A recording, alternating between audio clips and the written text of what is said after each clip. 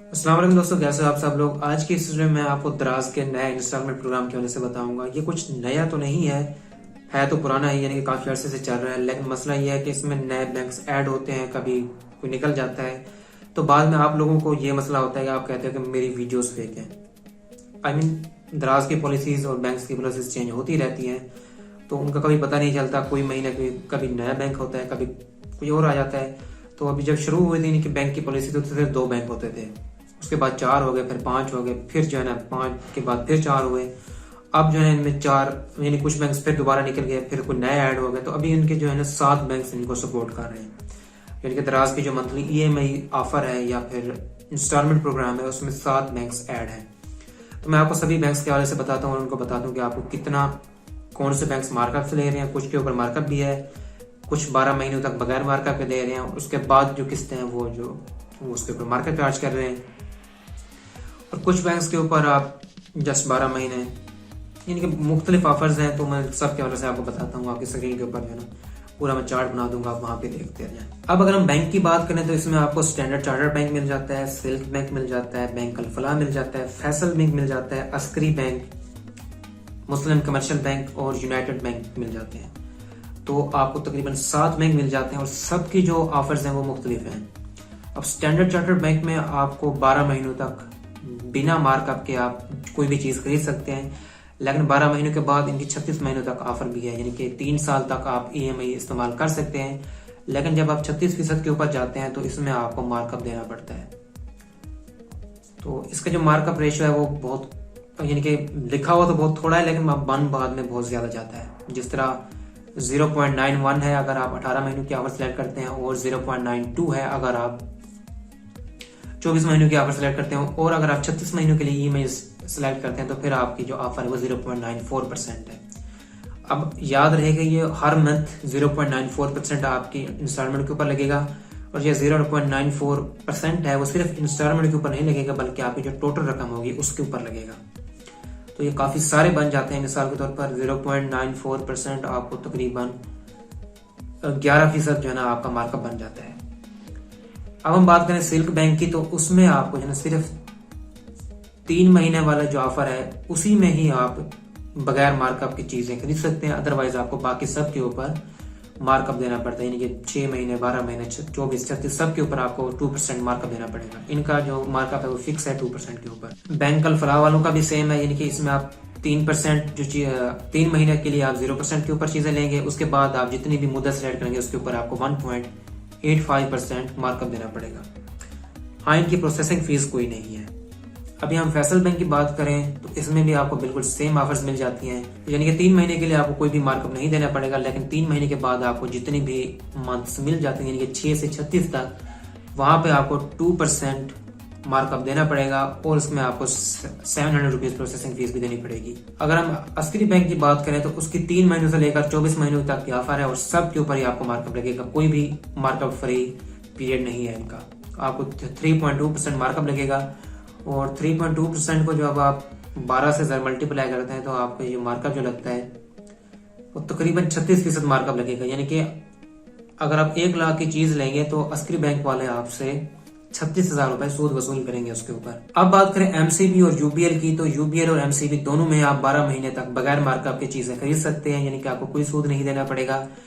लेकिन MCB आपको 18, 24 और 36 महीने की भी सहूलत देता है, जो कि 1.72, 73, 74% आपको सूद देना पड़ेगा, यानी कि आपको 20% सूद उसके ऊपर देना पड़ेगा अगर आप MCB की 18, 24 या 36 महीने वाली ऑफर सिलेक्ट करते हैं। अब मैं आपको एक और चीज भी बता दूं कि इन तमाम ऑफर्स में आपको FAD जरूर लगेगा।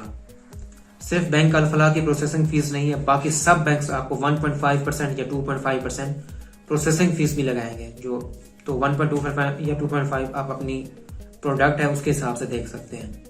जितने की आप प्रोडक्ट लेंगे, अगर लाख की प्रोडक्ट लेते हैं तो आपको 2500 रुपए प्रोसेसिंग फीस लगेगी।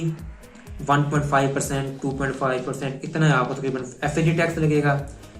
बाकी जो कुछ भी बैंक्स हैं जिसके मैं आपको बता दिया, चार्ट दे दिया है, यानी कि 12 महीनों तक आपको नो मार्कअप दे रहे हैं। कुछ बैंक्स आपको 3 महीने के लिए नो मार्कअप दे रहे हैं, और कुछ बैंक्स पहले दिन से ही आपको मार्कअप लगा रहे हैं। तो ये अब आपके ऊपर डिपेंड करता है कि आप कौन से बैंक इस्तेमाल करते हैं। यहाँ पे मैं आपको एक चीज बता दूं, बहुत सारे लोग बार बार ये सवाल पूछते हैं, मैं भी इनका बार बार जवाब दे चुका हूँ कि इसके लिए आपको क्रेडिट कार्ड की जरूरत होगी, और सिर्फ इन्हीं बैंक के क्रेडिट कार्ड की जरूरत है। अक्सर लोग पूछेंगे जैज़ कैश का डेबिट कार्ड चलेगा? भाई डेबिट कार्ड तो चलता ही नहीं है, सिर्फ क्रेडिट कार्ड चलेगा, और वो भी नहीं 7 बैंक्स का। तो इन 7 बैंक्स का अगर आपके पास कोई भी क्रेडिट कार्ड है तो आप इसे इस्तेमाल कर सकते हैं और किस्तों के ऊपर चीज़ें ले सकते हैं। काफ़ी अच्छी ऑफर भी है और इसमें प्रोसेसिंग वगैरह भी है। तो ये जो है ना वही बंदा इसको इस्तेमाल करे जो कि इनके हवाले से जानता हो, उनको पता हो। अब आपका क्रेडिट कार्ड कब बनेगा? जब आपकी जो या तो आप सैलरीड पर्सन हो, यानी कि आपकी जो सैलरी है वो 50,000 से ऊपर हो।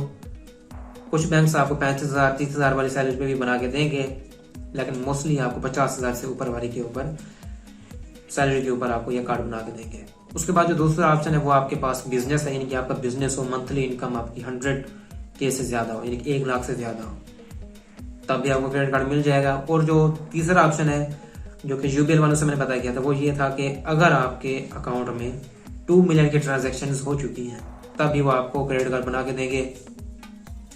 और जो चौथा ऑप्शन है वो ये है कि अगर आप यूबीएल में जाते हैं तो वो आपसे 1 लाख रुपए लेंगे और आपको क्रेडिट कार्ड बना के देंगे, और 1 लाख रुपए आपके अकाउंट में फ्रीज होगा, यानी कि आप उसे यूज नहीं कर सकेंगे। और जो आपको क्रेडिट कार्ड बना के देंगे उसकी लिमिट 75,000 रुपए होगी। तो अगर आपको ये मुनासिब लगता है तो कर लें, अदरवाइज इसका फायदा तो कोई नजर नहीं आ रहा। तो ये वही बंदा मतलब बनवा सकता है जिसकी सैलरी हो या जिसका बिजनेस काफी अच्छा जा रहा हो, तो वही बना सकता है। और आमतौर पर जो ईएमआई का मकसद होता है वो इसमें फोत हो जाता है। बहरहाल यही ऑफर्स हम क्या कर सकते हैं, हमारा तो इसमें हाथ नहीं है, दराज वाले और बैंक वालों को यही सिस्टम चल रहा है। तो अगर आपके पास कोई इस तरह की सहूलत नहीं है तो आप किसी सैलरी वाले बंदे को पकड़ें और उससे ये कार्ड वगैरह बनवा लें, अगर बनवा सकते हैं तो। अभी मैं आपको दराज के इंस्टॉलमेंट प्रोग्राम के हवाले से एक छोटा सा ब्रेकअप करके देता हूँ। मिसाल के तौर पर आपने दराज से कोई 50,000 रुपए में कोई फोन ईएमआई के ऊपर खरीदा है।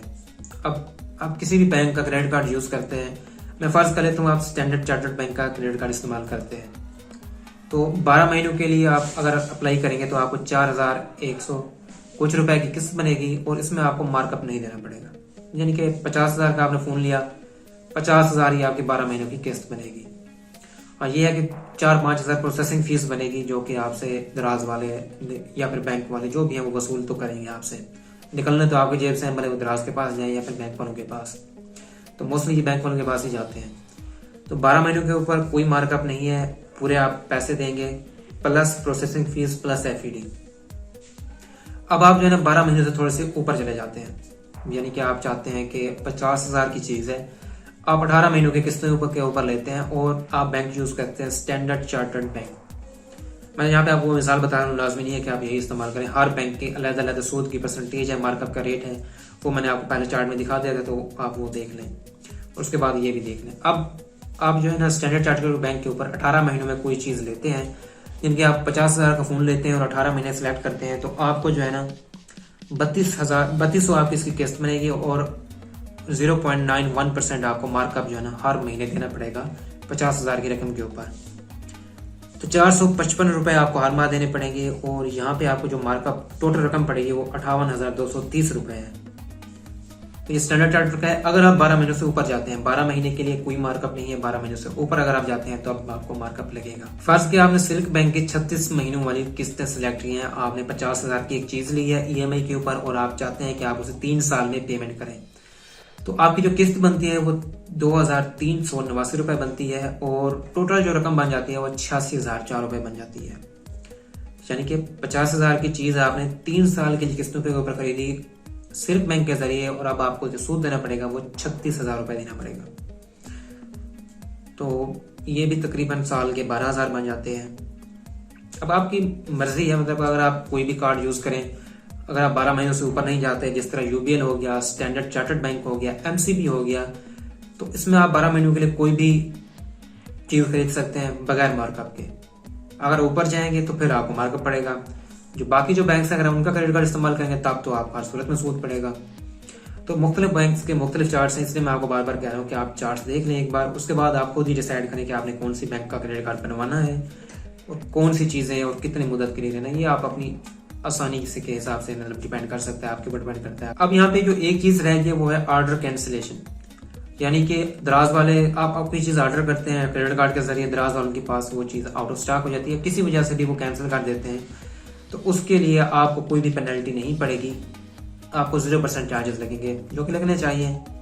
लेकिन अगर आप कोई चीज़ क्रेडिट कार्ड से खरीदते हैं किस्तों के ऊपर और मंगवाते हैं अपने पास, और आपको वो चीज़ पसंद नहीं आती, आप किसी भी वजह से वो चीज़ कैंसिल कर देते हैं ऑर्डर, या फिर आप मंगवाते भी नहीं हैं और पहले ही ऑर्डर कैंसिल कर देते हैं, तो इस सूरत में आपको उसी चीज़ की रकम का 5% पेनल्टी पड़ेगा। यानी कि आपने 1 लाख की चीज़ EMI के ऊपर खरीदी है और आपके पास पहुंचने से पहले ही आपने उसको कैंसिल कर दिया, या आपके पास पहुंचा और आपने ऑर्डर कैंसिल कर दिया है, तब आपको 1 लाख वाली चीज़ के ऊपर 5,000 रुपये जुर्माना पड़ेगा, जो कि आपको देना पड़ेगा, आपके कार्ड से कट जाएगा। तो ये 2 चीज़ें आपने ध्यान में रखनी है। यानी कि अगर आपने ऑर्डर करना है, क्रेडिट कार्ड वगैरह सारी चीज़ बन गई, उसके बाद आपने ऑर्डर करना है। अगर आपने ऑर्डर करना है तो उसी सूरत में करें, अगर आप वो ऑर्डर कैंसिल नहीं करना चाहते, अदरवाइज आपको पेनल्टी तो पड़ेगी। तो ये चंद कंडीशन थी जो कि आप दराज के लिए पूरी करेंगे तो आप दराज के ऊपर EMI प्रोग्राम में ज्वाइन कर सकते हैं। अगर आपको कोई सवाल हो, कोई मसला हो, तो आप कमेंट में मुझसे पूछ सकते हैं। आई होप कि आपको वीडियो पसंद नहीं होगी। मिलते हैं नेक्स्ट वीडियो में, तब तक के लिए अल्लाह हाफिज।